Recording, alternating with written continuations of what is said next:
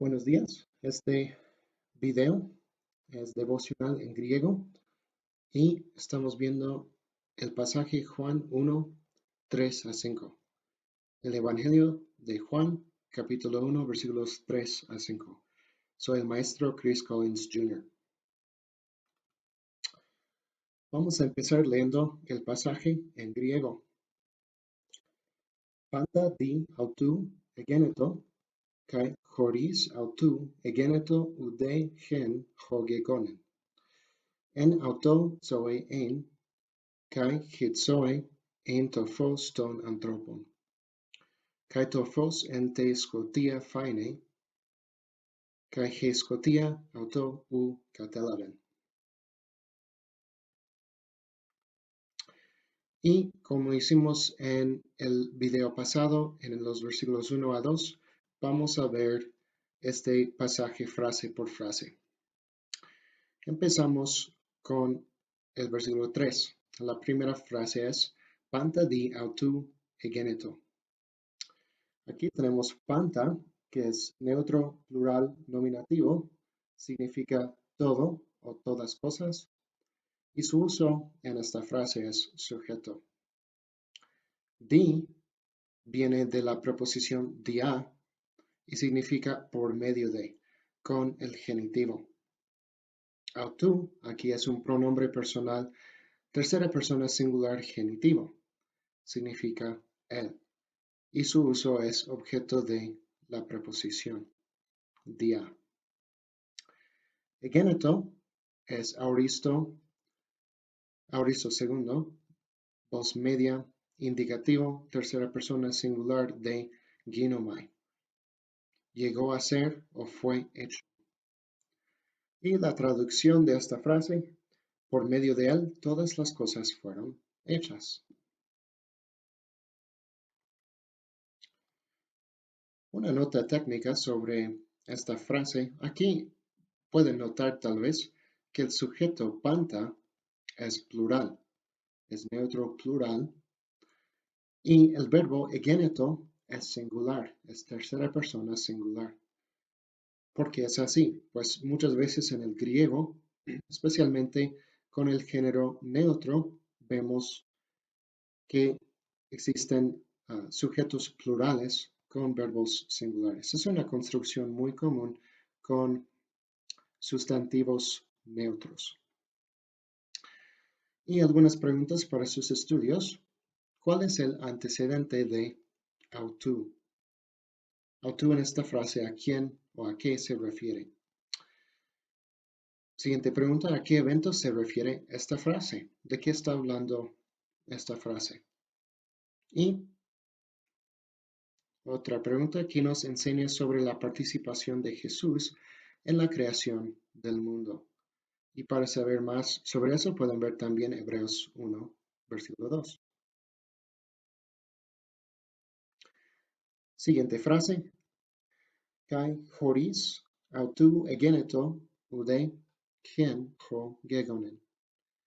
Horis es una preposición que significa sin o aparte de.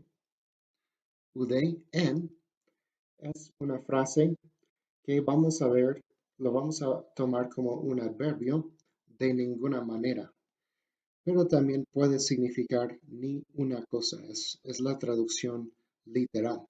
Gen es uno o una cosa. Entonces literalmente significa ni una cosa, pero lo vamos a tomar como adverbio de ninguna manera.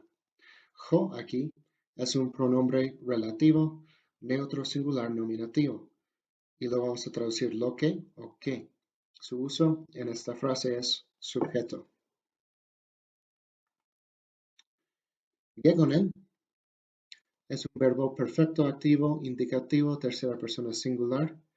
Lo vamos a traducir ha sido hecho, ha llegado a ser o existe. Existe. Porque en el tiempo perfecto, el enfoque, el énfasis está en el estado de lo que ha pasado y no en la acción de lo que ha pasado. Entonces nuestra traducción de esta porción y lo que existe de ninguna manera fue hecho sin Él. Y lo que existe de ninguna manera fue hecho sin Él. Otra traducción posible, y lo que ha sido hecho, ni una cosa fue hecho aparte de Él. Sería otra traducción posible de esta frase.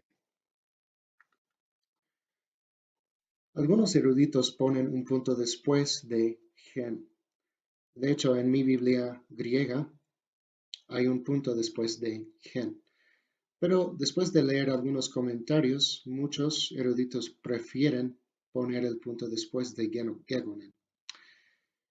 Pero algunos ponen el punto después de gen y ponen la frase gegonen con la siguiente frase. Lo ponen como el sujeto de versículo 4, en auto soy ein. Y entonces sería lo que ha llegado a ser en él era la vida. Y mi pregunta para ustedes es, bueno, para ti es, ¿crees que sea mejor tomar gegonen con versículo 3 o versículo 4? ¿Y por qué? ¿Tiene más sentido con este versículo 3 o con el versículo 4?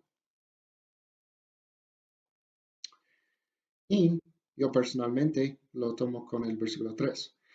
Si lo tomamos con versículo 3, ¿por qué ocupa Juan el mismo verbo ginomai en auristo, egeneto, y en perfecto, gegonen, en la misma frase?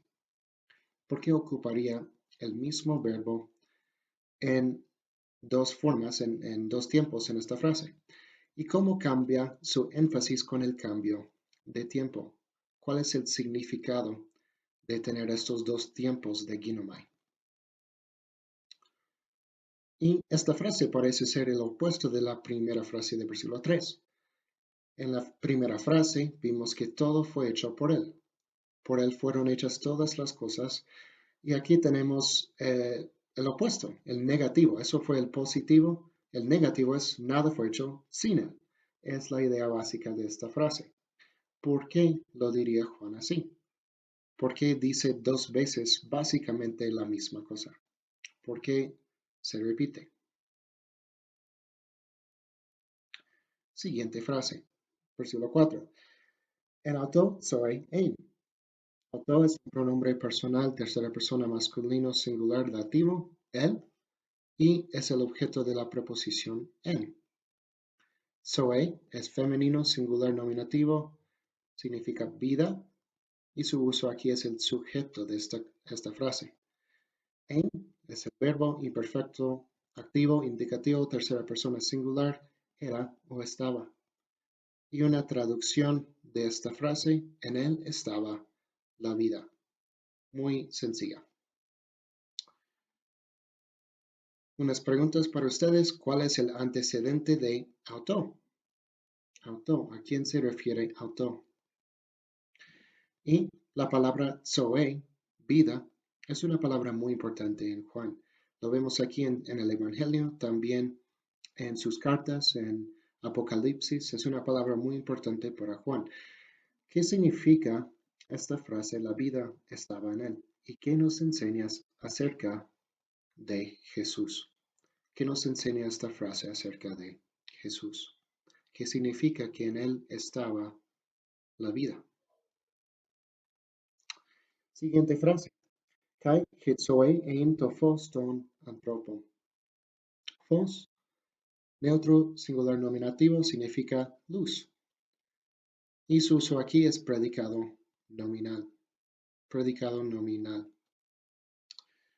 Y antropon es masculino plural genitivo, literalmente hombres, pero lo podemos traducir aquí como humanidad, porque no refiere solamente a hombres, sino a personas en general. Una traducción de esta frase, y esta vida era la luz de la humanidad. Puse esta vida en vez de la vida, porque aquí el artículo G lo podemos traducir esta porque ya se mencionó en la frase anterior. Entonces ya sabemos que estamos hablando de esta vida, no es cualquier vida. Esta vida era la luz de la humanidad o de los hombres. Luz también es otra palabra muy importante en Juan. Lo vemos también aquí en este Evangelio. en las cartas de Juan en Apocalipsis. ¿Y qué significa entonces que esta vida era la luz de los hombres o de la humanidad? ¿Qué significa esta frase? Versículo 5. Kai to phos ente scotia phaine. Scotia es femenino singular dativo, significa oscuridad. Su uso aquí es el objeto de la preposición en. Phaine es un verbo presente activo indicativo tercera persona singular de phaino, brilla o resplandece. Y la traducción de esta frase, y la luz está brillando en la oscuridad.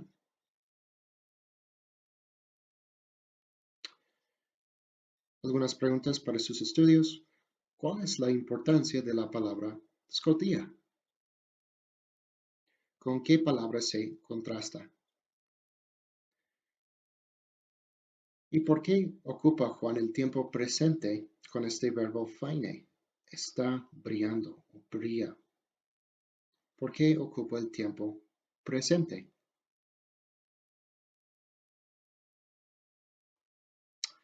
Y la última frase del versículo 5, kai he scotia auto u catelaben. Auto es un pronombre personal tercera persona neutro singular acusativo. Y lo vamos a traducir la. Su uso aquí es complemento directo del verbo catelaben. Catelaben es el verbo auristo segundo, activo indicativo tercera persona singular de catalambano. Y catalambano tiene varias traducciones posibles. Dos traducciones más comunes para este verbo serían entendió o venció. Parecen ser traducciones muy diferentes y vamos a ver en un momento cuál es la mejor. Mi traducción personal, pero la oscuridad no la entendió. Otra traducción posible, pero la oscuridad no la venció. ¿Por qué aquí en esta frase traducimos kai como pero y no y? ¿Por qué debemos traducir kai aquí como pero y no como y? Y otra pregunta para sus estudios, ¿prefieres la traducción entendió o venció para el verbo catelaben? Estas dos traducciones son posibilidades y son verdades. ¿Cuál, a tu parecer, parece mejor en el contexto? Y para eso puedes ver el versículo 10. Y para terminar, una traducción de estos tres versículos, Juan 1, versículo 3 a 5. Por medio de él, todas las cosas fueron hechas, y lo que existe de ninguna manera fue hecho sin él. En él estaba la vida, y esta vida era la luz de la humanidad. Y la luz brilla en la oscuridad, pero la oscuridad no la entendió. Muchas gracias por ver este video. Dios los bendiga.